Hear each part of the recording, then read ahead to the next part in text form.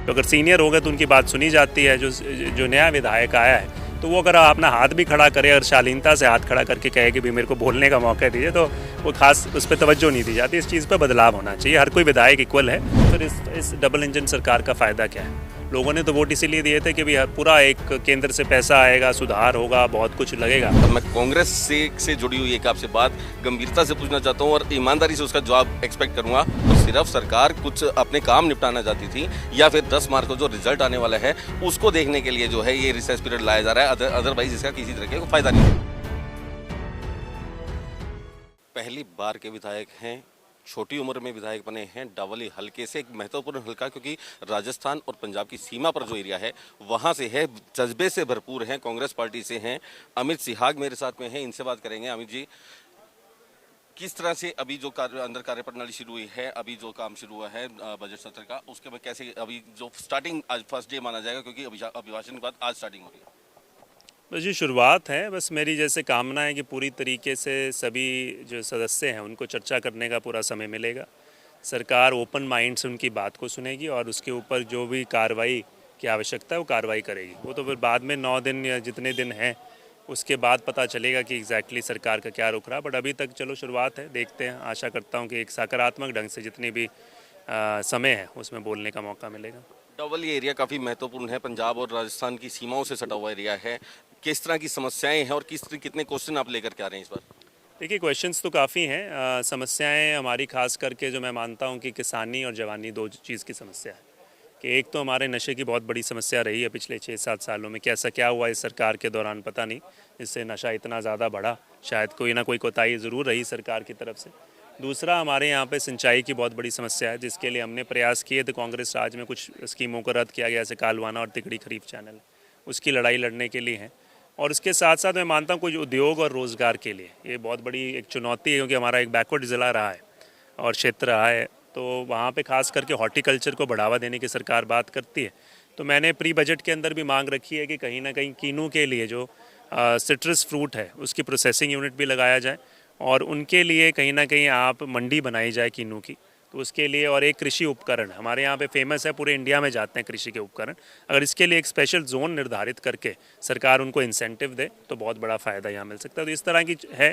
बाकी मैं मानता हूँ पूरे प्रदेश की कई समस्याएं, जो खास करके ओल्ड पेंशन स्कीम जो है इसके बाद मैं पहले से जुड़ा रहा, तो मैं मानता हूँ इसके ऊपर सरकार को गंभीरता से लेता है। राजस्थान ने भी फैसला लिया है, तो आपको भी एक तरीके से कोशिश करनी चाहिए सरकार को कि उन कर्मचारियों को न्याय मिले। उसी तरह क्लर्क्स हैं, वो 35,400 की मांग कर रहे हैं अपने पे की, वो भी उस तरह के। तो कई मुद्दे हैं। मैं आशा करता हूँ सरकार इन्हें गंभीरता से लेगी। अमित जी, बड़ी जो प्रश्न काल है आपकी हमेशा से एक जो ये डिमांड रही है और आपकी नाराजगी भी इस चीज़ को लेकर के रहती है कि आपका जो प्रश्न काल रहता है वो छोटा रहता है, आपकी चीज़ें जो है आप बोलना चाहते हैं लेकिन वो पूरी तरीके से यहाँ पर सार्थक तरीके से बात को रख नहीं पाते। देखिए, मैं जब आया था बतौर विधायक, तो हमेशा आप भी देखते हो गए एज ए पत्रकार, जब आते हैं तो ऐसा लगता है कि पता नहीं बहुत गंभीरतापूर्वक कई चीज़ें होंगी। और वो निराशा जब मुझे होती है ऐसे युवा विधायक की, एक औपचारिकताएं कई बार हो जाती हैं। तो प्रश्न काल है, तो प्रश्न काल में अगर 20 प्रश्न लगे हैं तो 20 के 20 प्रश्न रखने का समय होना चाहिए, चाहे वो 1 से 1.5 घंटा और 2 घंटा हो। हर तरह के नियम में बदलाव होता है। तो अगर हरियाणा चाहता है कि एक टॉर्च बेरर इस मामले में, और स्पीकर साहब हमेशा कुछ ना कुछ नए फैसले लेते रहे हैं, तो इस पर करना चाहिए उन्हें।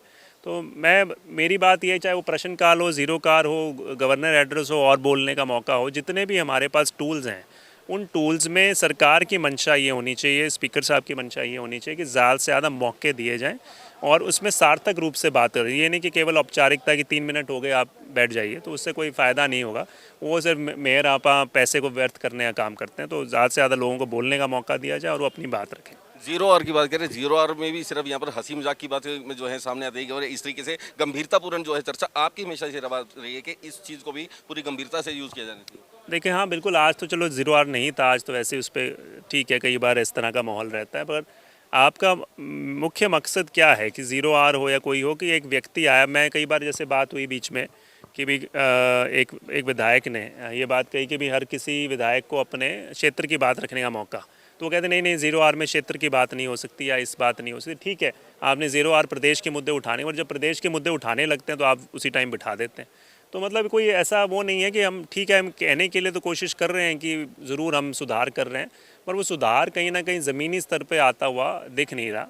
तो मैं यही की आशा कह सकते हैं जो नए विधायक हैं उनको कम मौका दिया जाता है, कहीं उनके बिल्कुल। मैं देखो सीधी सी बात है, अगर मैं सादगी से सीधा स्पष्टवादिता से बात करूं तो कई बार अब जैसे कोई भी विधायक खड़ा होता है, जो अगर सीनियर हो गए तो उनकी बात सुनी जाती है। जो नया विधायक आया है तो वो अगर अपना हाथ भी खड़ा करे और शालीनता से हाथ खड़ा करके कहे कि भी मेरे को बोलने का मौका दीजिए, तो वो खास उस पर तवज्जो नहीं दी जाती। इस चीज़ पर बदलाव होना चाहिए। हर कोई विधायक इक्वल है, और अगर आप हर किसी के अगर कोई खड़ा हो रहा है तो उसको बोलने का 2 मिनट बोलेगा तो अपनी बात सुनने का उसको धैर्य सभी में होना चाहिए। बीबीएमबी का एक मुद्दा जो है सबसे अहम मुद्दा आज की डेट में हरियाणा से जुड़ा हुआ है, जो सदस्यता जो है खत्म की जा रही है। कल को इसी तरीके से यूटी के अंदर जो हरियाणा की हिस्सेदारी है उसको भी खत्म किया जा सकता है। क्या मानते हैं कि हरियाणा सरकार गंभीरता से कार्रवाई कुछ कर रही है? देखिए, मैं वही बात कही कि भी डबल इंजन की सरकार लेकर वोट आया था। डबल इंजन एक सेंटर में है, आपको मजबूत सरकार कहते हैं जिसको, और आप अब खुद यहाँ पर हैं। उसके बावजूद अगर इस तरह के फैसले आपके विरोध में हो रहे हैं तो फिर इस डबल इंजन सरकार का फ़ायदा क्या है? लोगों ने तो वोट इसीलिए दिए थे कि भी पूरा एक केंद्र से पैसा आएगा, सुधार होगा, बहुत कुछ लगेगा। ना वो 6-7 सालों में हमें यहाँ कुछ खास सुधार दिखाई दिया, ना उस डबल इंजन सरकार का हमें फ़ायदा। और ये बीबीएनबी उसका एक सबसे बड़ा नया उदाहरण है कि जो हमारे हकों की राखी भी हम लोग नहीं कर सकते। सिंचाई सबसे बड़ी ज़रूरत है हमारे किसान की, और उसकी राखी नहीं कर सकते। SYL का मुद्दा है, कितने समय से लटका हुआ है। अगर इतना, जब हम अयोध्या का मुद्दा हल करवा सकते हैं, क्या जो आज इतना बड़ा इतने सदियों से कहते हैं, तो आज की तारीख में SYL का मुद्दा क्यों नहीं हल करवा सकते? और वो मुद्दा हल नहीं कराने में अभी या दिलचस्पी नहीं है या क्या और बात है।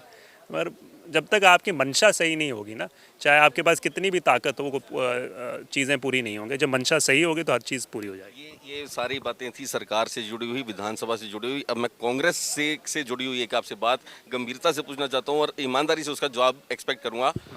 किरण चौधरी मैडम से कल मेरी मुलाकात हुई थी। किरण चौधरी मैम अपने मुद्दे पर कुछ जो अपने सवाल हैं वो लेकर के आने की तैयारी में हैं। CLP की मीटिंग के अंदर हुड्डा साहब बहुत सारी तैयारी करके बैठे हैं, बहुत सारे मुद्दे लेकर बैठे हैं। CLP की मीटिंग के अंदर भी किरण चौधरी कहीं दिखाई नहीं दी थी। तो मान सकते हैं कि दोनों जो हैं गरजेंगे जरूर, मुद्दे जरूर उठाए जाएंगे, लेकिन दोनों के मुद्दे अलग अलग होने वाले। नहीं, ऐसे समन्वय की बात, सब पूरा समन्वय है पार्टी में। और इसका कारण भी जिस दिन CLP की मीटिंग थी, 6-7 विधायक नहीं आ पाए, और वो सारों की सबसे पहले हुड्डा साहब से बात रहती कि इस कारण से आज हम नहीं पहुँच पाएंगे। तो हर किसी के कई बार व्यक्तिगत कोई समस्याएं भी होती हैं उस समय जैसे प्रदेश अध्यक्षा भी पहुंचे थे, उन्होंने भी अपने मुद्दे दिए कि भी ये मुद्दे ज्वलंत मुद्दे हैं जिसको, और हुड्डा साहब ने उनको पूरा लेकर उसको भी पूरी तरीके से हम इनको उठाने का काम करें। तो पूरी पार्टी में समन्वय है, इसमें कोई दो राय नहीं है, एक रणनीति के तहत चल रहे हैं। बट यही है कि आशा करते हैं कि सभी मुद्दों को उठाने का समय पूरी तरीके से सत्ता पक्ष दे। रिसेस पीरियड जो लाया गया, रिसेस पीरियड का सभी विधायक जो है कहीं ना कहीं समर्थन भी करते दिखाई दिए और अच्छा भी बताया गया, लेकिन किरण चौधरी जी ने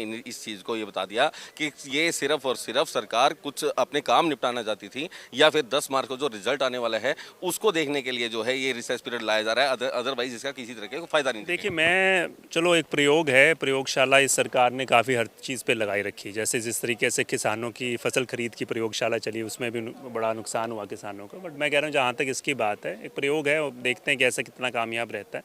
मगर मैं मानता हूँ इसकी जगह अगर ये 4 दिन आप चर्चा पे सदन के अंदर लगाते, जो भी आपने राय मशवरे लेने हैं कि चर्चा करनी है, विश्लेषण कर लेते कि भाई ठीक है 1 घंटा हर एक सब्जेक्ट पे लगाया जाएगा 4 दिन सदन के अंदर, कि भाई अब हम हेल्थ के ऊपर चर्चा करेंगे। आप जिसकी जो राय है वो बंद कमरे में क्यों करें, हम बंद कमरे में कुछ अधिकारियों के समक्ष क्यों करें, इसको आपको सदन में करना चाहिए।